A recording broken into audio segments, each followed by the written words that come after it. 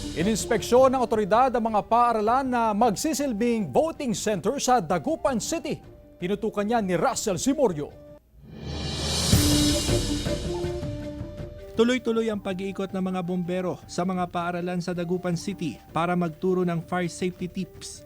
Kasabay nito ang inspeksyon din sa mga paaralan na magsisilbing voting center para sa barangay at sangguniang kabataan elections. Ayon sa BFP, kabilang sa ini-inspeksyon ang mga electrical wirings ng mga paaralan.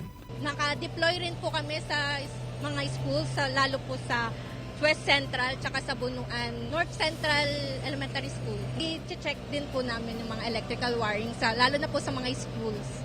3 araw bago ang barangay at sangguniang kabataan elections, muling sinuyod ng COMELEC ang mga barangay sa lungsod para sa Operation Baklas. Ang lalaking ito sumampa na sa truck para maabot ang mga campaign poster na nasa poste ng ilaw.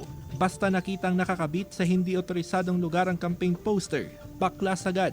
Parati ho tayong nananawagan sa ating mga kandidato, hindi lang sa kanila, dapat pagsabihan din nila yung kanilang mga supporters or campaign staff na ilagay naman sa tamang lugar yung mga campaign posters nila.